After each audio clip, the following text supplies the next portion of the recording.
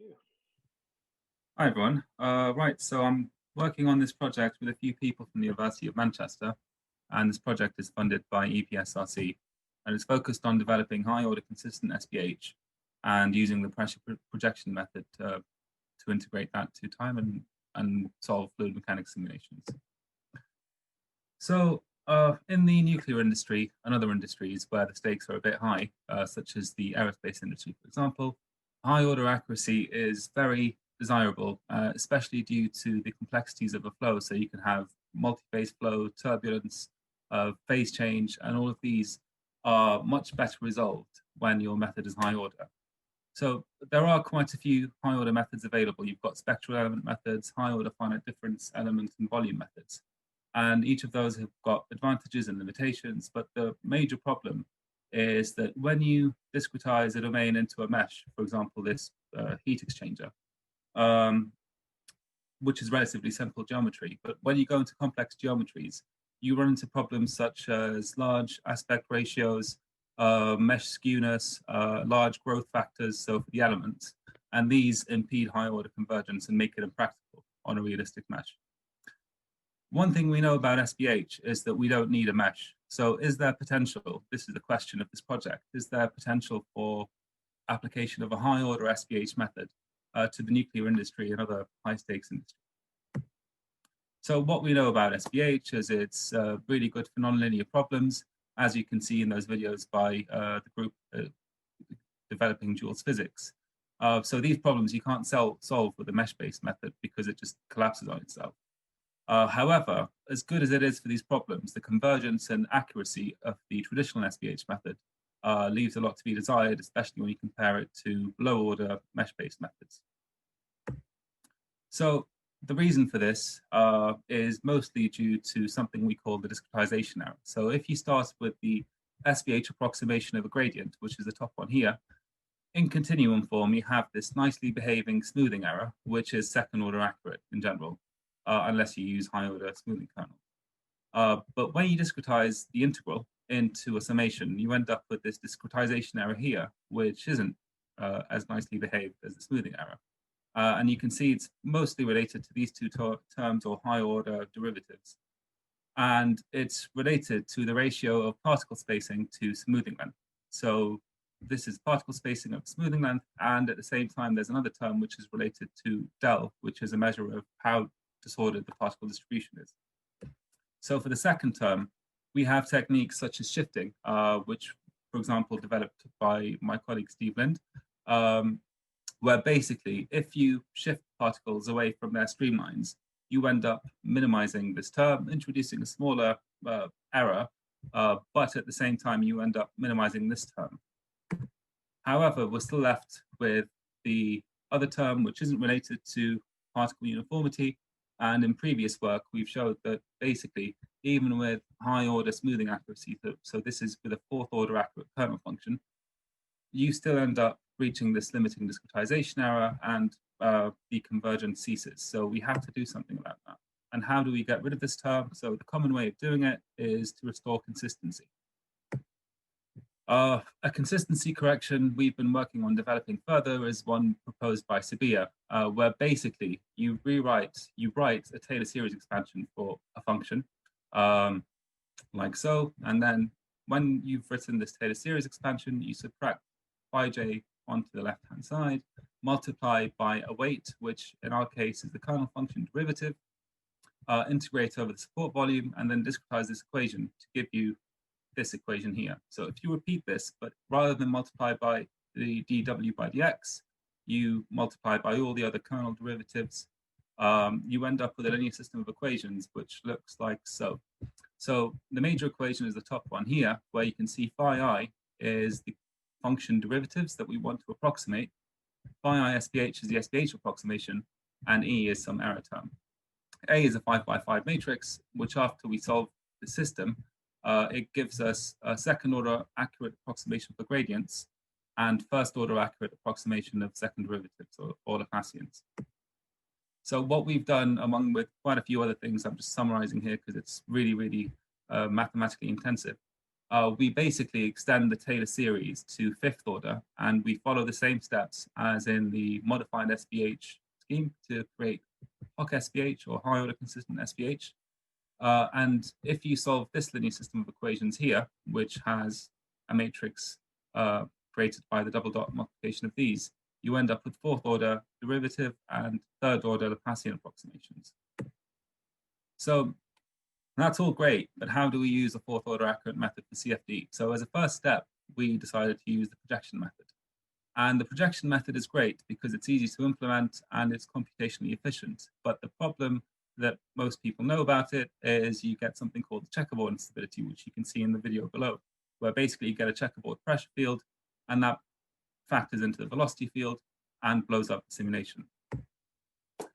So before I explain how we address the issue of the checkerboarding, just to recap what the projection method is. So on the top, you've got the momentum and continuity equations.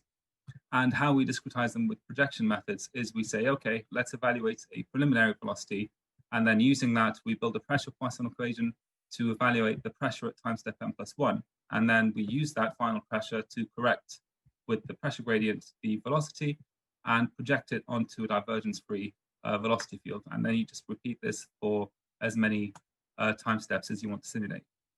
So this method is relatively stable, but it's not very accurate. And this is because there's a numerical boundary layer that occurs, which makes the velocity order delta t and pressure order delta t to the power of half, which isn't great when you want to mix it with something that's with an interpolation scheme that's fourth order accurate spatially. So the second order projection method is a bit better, but it's delta t squared in velocity and order delta t in pressure. But the issue we have with the second order projection method is it's even less stable than the first order projection method. So we've looked into some tricks for stabilizing collocated methods. One of them is to use two different stencils for discretizing pressure and velocity, as you can see here.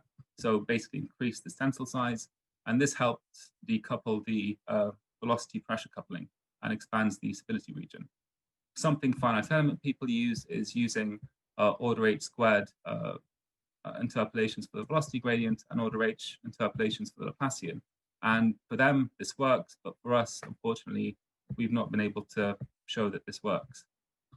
Another thing is using hyperviscosity, where you approximate Laplacian approximations as the Laplacian approximation plus a biharmonic approximation of the function itself multiplied by hyperviscosity. And this helps dissipate high wave number oscillations while leaving the physical features we want to look at relatively unaffected. So that's the methodology. It's time for validation. And the first test I'm going to show you is something called a Berggraf lid-driven cavity, where basically you've got a box where the prescribed lid velocity and the body force, which ensures that we get an analytical solution. So the checkerboard instability did occur for some of the cases I'm going to show you. And we've had to simulate those using the first order projection method, which is a bit more stable. So this is just snapshots of the steady state velocity magnitude with a uniform distribution and the pressure gradient with a highly irregular distribution. And you can see on the left, so this is error convergence at steady state with resolution refinement. For the second order projection with a uniform mesh, or not mesh, but particle distribution, and a constant time step size, we have third order convergence for the pressure gradient and fifth order convergence for velocity, which is great. It's what we want.